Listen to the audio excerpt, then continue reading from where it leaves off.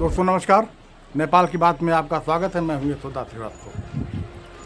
नेपाल में चुनाव चल रहा है और सभी राजनीतिक पार्टियां अब अपना घोषणा पत्र भी लोगों के सामने ला रही हैं, जारी कर रही हैं, जिसमें ढेर सारे वादे हैं नेपाल की तरक्की के लिए, नेपाल की समृद्धि के लिए, बेरोजगारी के लिए, पलायन के लिए, जैसा भी जो भी समस्याएं उनके सामने हैं वो सबके समाधान की बात और वादा अपने अपने घोषणा पत्र में कर रहे हैं। फिलहाल अभी माओवादी केंद्र, जिसके अध्यक्ष पूर्व प्रधानमंत्री प्रचंड हैं, उनका मैनिफेस्टो अभी सामने आया है।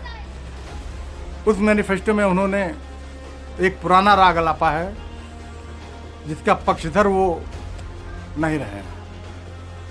वो राग है भारत के उत्तराखंड सीमा से, उत्तराखंड और नेपाल की सीमा पर स्थिति लिपुलेख, लिम्पियाधुरा और कालाकानी नामक भू क्षेत्र का, जिसे एक दर्रा भी कहा जाता है। 1962 से ये और उसके पहले भी भारत का इस क्षेत्र पर कब्जा है। आईटीबीपी पुलिस यहाँ तैनात है और इसी भू क्षेत्र से मानसरोवर जाने के लिए मार्ग का निर्माण हुआ है, जिसका उद्घाटन हमारे रक्षा मंत्री राजनाथ सिंह जी कर चुके हैं। और इसी मार्ग से शायद चीन और भारत के बीच कुछ व्यावसायिक समझौते भी हैं। अब प्रचंड ने इस भू क्षेत्र को एक विवादित सीमा बताया है। इसके पहले हिमालय के अध्यक्ष, जो नेपाल के प्रधानमंत्री रह चुके हैं, केपी शर्मा ओली, उन्होंने भी इस क्षेत्र को लेकर के काफ़ी बवाल काटा था और इस तरह उन्होंने इसको लेकर के हल्ला मचाया कि नेपाल के नक्शे को ही बदल दिया और एक नया नक्शा जारी करके उसमें उस क्षेत्र को शामिल करके जारी कर दिया कि मतलब ये नेपाल का हिस्सा है। लेकिन दस्तावेज, जो पुराने दस्तावेज हैं, वो कहीं से इस बात की गवाही नहीं देते हैं कि लिपुलेख, लिम्पियाधुरा और कालापानी नेपाल का हिस्सा रहा है। अंग्रेज़ों के ज़माने से ही इस पर भारत का कब्जा है और भारत के लोग यहाँ आते जाते रहते हैं। अब प्रचंड ने उस भू क्षेत्र को विवादित सीमा क्यों कहा अपने मैनिफेस्टो में, इसका कोई दूर का संदेश है जो मुझे जान पड़ता है। ओली जब इस मामले को उठा रहे थे तो प्रचंड का साफ कहना था कि ये विवाद या इस तरह के जितने भी विवाद हों, मैं चाहता हूं कि उसको भारत से बैठ करके बातचीत के जरिए उसका हल निकाल लिया जाए।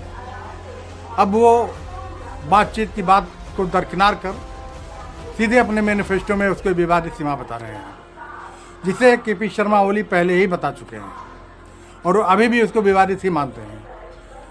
दोनों पार्टियां हो सकता हो वैचारिक रूप से एक हो या कहीं किसी द्वारा दोनों एक ही जगह से संचालित हो रही हों, ये कहना थोड़ा मुश्किल है, लेकिन वैचारिक रूप से दोनों एक तो हैं और दोनों नेपाल में गठबंधन की सरकार भी बना चुके हैं, कभी ओली प्रधानमंत्री, कभी प्रचंड प्रधानमंत्री। तो मुझे लगता है कहीं ना कहीं जो प्रचंड की ये भाषा है उस भू क्षेत्र को लेकर के, वो चुनाव बाद ओली और प्रचंड को एक मंच पर आने की राह तो नहीं है, क्योंकि नेपाल में जो चुनाव हो 5 मार्च को होने जा रहे हैं। आज की तारीख में आप जब नेपाल के चुनाव पर नज़र डालेंगे तो यह कहीं से नहीं लगेगा कि कौन सी पार्टी पूर्ण बहुमत के साथ सरकार में आ रही है। अभी बिल्कुल चुनावी परिदृश्य गड्ढमड्ढ है, सब लड़ रहे हैं, जनता बिल्कुल खामोश है। अब प्रचंड को कहीं ना कहीं ये लग रहा होगा कि उनकी पार्टी और हिमालय की पार्टी इतनी सीटें निकाल लेंगी कि हम दोनों मिल करके सरकार बना सकते हैं। हालांकि दोनों का मिल करके भी सरकार बनाना दूर दूर तक दिखाई नहीं देता। हाँ, पहले भी होता रहा है और आगे की भी शायद ये संभावना है कि इन दो के गठबंधन में एक बड़ी भूमिका नेपाली कांग्रेस की भी हो सकती है।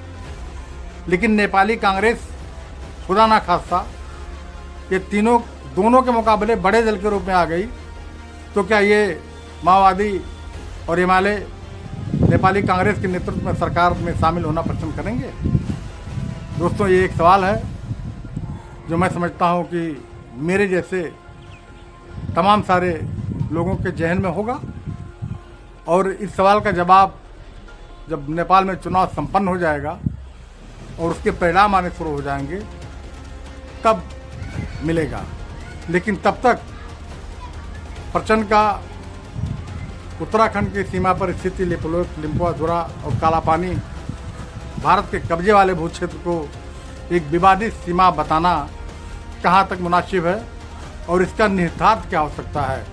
मैं चाहूँगा कि हमारे दर्शक, हमारे श्रोता हमारा वीडियो देखने के बाद कमेंट बॉक्स में इसको लेकर के अपनी राय ज़रूर जाहिर करें। तब तक के लिए हमें इजाज़त दीजिए। नमस्कार।